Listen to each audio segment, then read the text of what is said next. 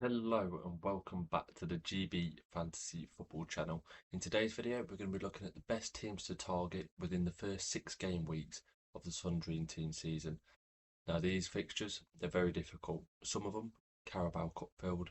I believe we've got 2 fixtures within the first 6, potentially for the teams not in Europe. And of course, those European teams entering their respective competitions, Conference League, Europa League and Champions League. So we're going to delve a little bit deeper into which teams are more beneficial to chase. But before we go any further, I'd like to thank you all once again for the support on the channel. It's been really nice to see over the last few days Sundry and team content coming out. Seemingly you all love it as well, so thank you very much for dropping the thumbs up and of course subscribing to the channel. If you could do that for this video as well, that'd be greatly appreciated. See that community grow a little bit further, shall we? So let's crack on with the video. So as you can see on the screen, we have a fantastic graphic once again coming from not only fpl.co.uk. It's a great website, so please do go check it out. Loads of statistics over there, loads of much needed data for the upcoming season, so that'd be greatly appreciated if you could. The fixture ticker, the thing that we look at the most, see which teams need targeting, and as unexpectedly we would expect, I suppose, Liverpool, Man City, Arsenal, Newcastle United, the top 4 teams on the fixture ticker. I believe that's mainly for volume of fixtures as well as ease of fixtures, especially with the Champions League fixtures coming in around game week 5 and game week 4, of course. Liverpool starting off at Bournemouth, so starting at home to Bournemouth. Be an interesting fixture. Obviously, Kirkez going from Bournemouth to Liverpool and everything that has happened, unfortunately, with Diogo Jota. Obviously, once again, thoughts go out to him and his family, but you'd expect Anfield to be quite an intense atmosphere on that opening day.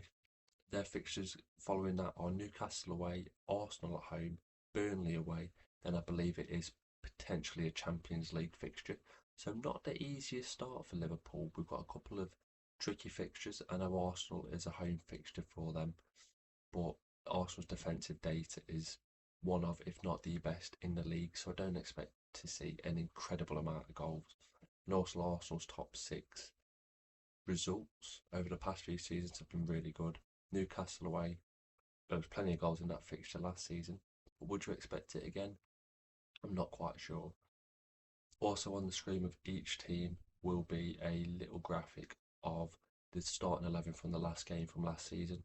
Just a rough guide as to what formation could possibly be used, which players might be used, but of course pre-season will tell us a lot more that we need to know. So I won't go through each team out of 20 on the list, but from the graphic on the previous slide, you'll be able to see where each team lies with regards to fixture difficulty and also fixture quantity across the first 6 game weeks. Someone like myself who has picked Sirkin as a defender, Sunderland asset, also a Dinger, a Sunderland asset currently in my draft. They are actually predicted to be bottom of the fixture ticker, but I think a lot of it will be changing back and forth, especially with regards to the Carabao Cup fixture in the second round. An easier fixture, they'll bump quite high up the list.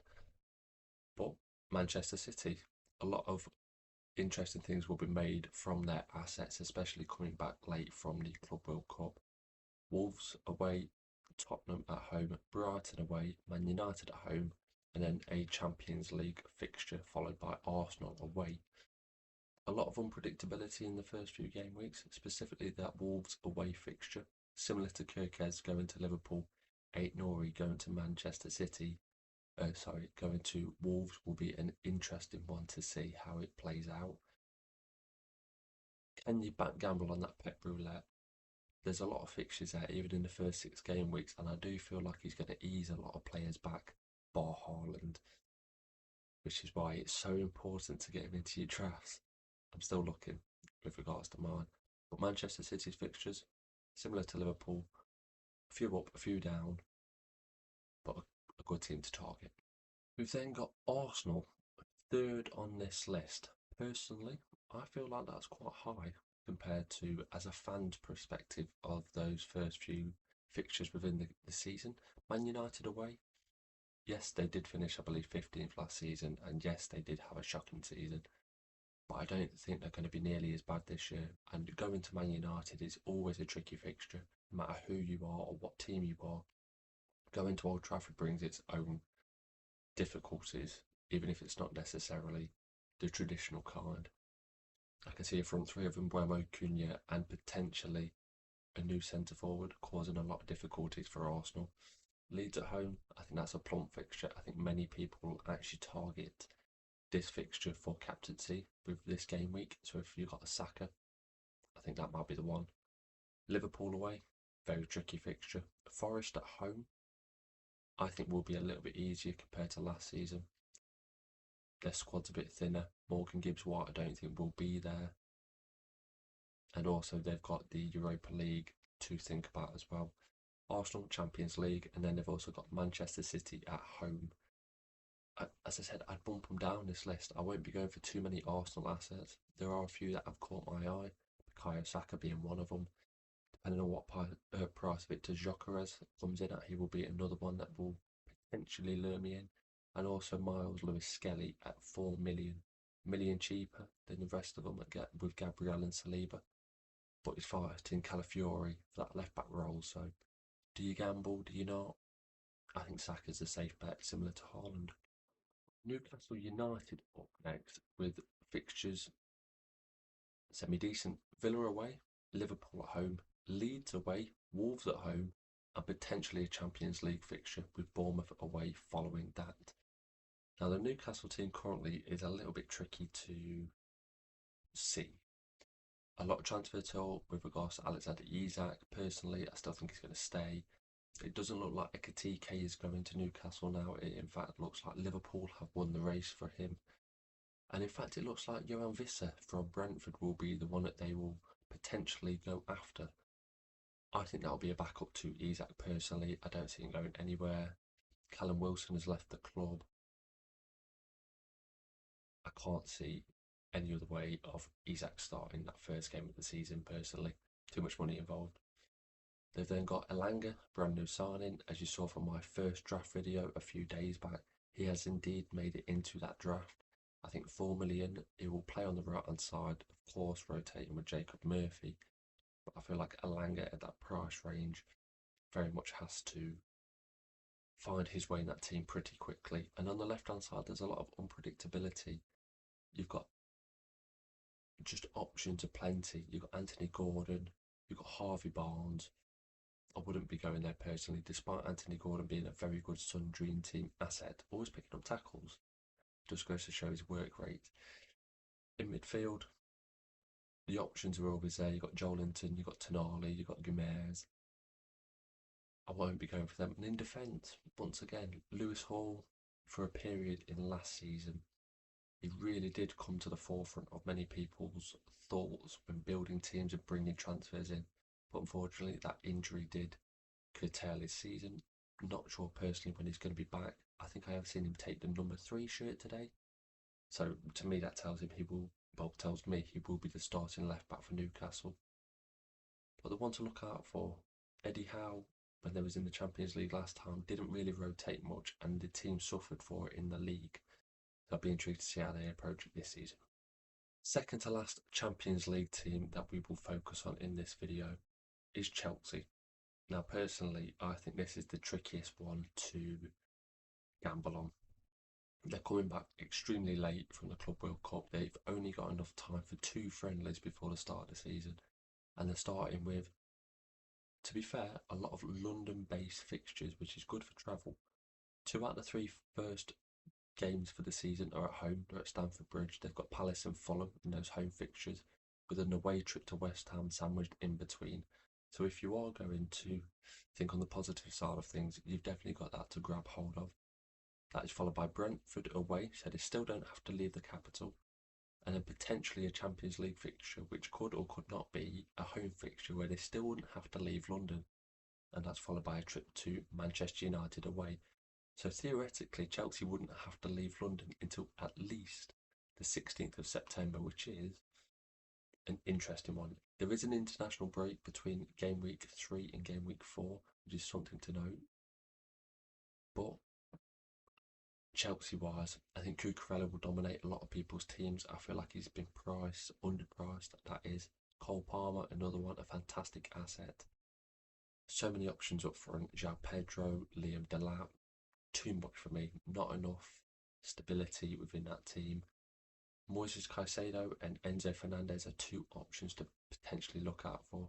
And another player that has been on a lot of people's radars is Malo Gusto.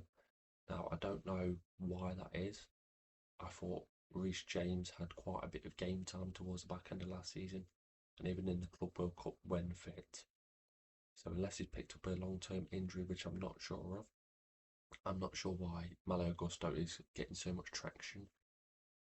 But for, I believe it's a 3 million price range, if Reece James is out, Malo Gusto will be in an awful lot of squads. And the last Champions League team we are covering is Tottenham Hotspur. Begrudgingly, as an Arsenal fan, unfortunately they are in the Champions League as well, but they earned it by beating Man United in the Europa League final, 1-0 that was. And it does look like Tottenham are doing some decent transfers this season so far. They got Kudos from West Ham, and it also looks like Gibbs White eventually will come through the door as well from Forest, just creating a lot of stability within the club. I think Thomas Frank had his first interview today. You could sense there's a vibe of a more stable club compared to what Postecoglou really brought, which was a lot of frenzied, a lot of manic. You didn't feel calm even on the pitch. I remember Chelsea going to their ground a few years ago and Tottenham went down to 9 men, and yes, the tactic worked, and yes, bar one breakthrough that just opened the gates, it worked. You never really thought that Tottenham was a defensively sound team under Postecoglou. You always thought that your team could get at them. I don't feel like that's going to be the same this season. I feel like Thomas Frank defensively will get Tottenham in a much better place. Now, what that's going to do for their assets, I'm hoping it will make them much better. Over the fantasy games, I don't feel like they can price Tottenham defensive assets too high. Pedro Porro on the Sun Dream team might be an exception, but I feel like if he's playing as a wing back or even an attacking fullback in that right back role, is one to look out for. Now the fixtures are Burnley at home, City away, Bournemouth at home, West Ham away, potentially a Champions League fixture, and then Brighton away. Now that Burnley fixture is one that, if you didn't know, comes very, very soon after I believe it's the Super Cup against PSG. And I think they're going to go strong for that PSG fixture. So there might be rotation. If you're backing to get a Tottenham player in just for that Burnley game, I'd be a little bit wary in case you didn't know that fixture was looming around there. Because if you don't get the player for the Burnley at home one, you've got Man City away. And do you want a Tottenham defensive asset against... Granted, Tottenham really do well against Man City, surprisingly, every season, except for the one season we needed them. But I feel like there's still too much gamble there. I'll be intrigued to see how Solanke plays. But personally, it's going to take something very special for a Tottenham player to slip into my draft ahead of game week 1. We'll cover the Europa League and Conference League teams in another video and how that will affect them. Obviously, in those competitions, we see a lot more rotation with the starting 11. Chelsea last season in the Conference League basically played 2 separate teams from the league to the cup, so you never really had a true double. I feel like some of the teams this season, you've got your Aston Villas, Forest, Palace. It might actually go a lot stronger in that, but that will be for another video. This time, the Carabao Cup fixtures, so these teams will potentially have an easier fixture, or just a fixture in general, in the second game week, and that will be a double. These teams consist of Manchester United, Brighton, and Hove Albion. We've got West Ham, we've got Fulham, we've got Brentford, Wolves, Everton, Bournemouth, Leeds, Burnley, and Sunderland. That was about finding those teams that are going to start more of their normal starting 11 in that fixture. I've said in previous videos, Palace did it last season. So who is going to be that team that does it this season? Can we focus on a team? And unfortunately, the players don't play, and then we're left with players from a lesser team. I don't know really calling it lesser teams, but a team with less premium assets in, let's say. Is a promoted team going to put all our eggs in one basket with regards to the Carabao Cup and league survival? Is so important, bearing in mind no one who has been promoted has actually stayed up in at least the last 3 seasons. I'm not sure. So you're looking at that mid-table bracket of team. West Ham, I feel like that's why Jared Bowen is quite a strong asset going into the first game week. I do feel like he will start. That Carabao Cup fixture being in a double with Chelsea, there's potential there. I've seen a lot of Aaron Wan-Bissaka as well, which is understandable. And also the 2.5 million goalkeeper range that I'm looking at, Areola is currently fitting into that, despite being linked with Ramsdale, that is. Fulham, many of us would have had Anthony Robinson at the start of last season, didn't play in the Cups. Great asset, good for bonus points, good for tackles, but did not play in the Cup fixtures whatsoever. So that's one to look out for again. Brentford, their team is running barren at the minute. The manager's gone. It looks like Vissa's going. Mbumo. He's going to Man United as well today, 71 million. Norgard has already gone to Arsenal. I feel like their team is being ripped to pieces, and I'm really worried unless they bring some people in. I know they've linked to Amari Hutchinson, but it's not enough for me. Wolves, perhaps one to target with Strand Larsen up front.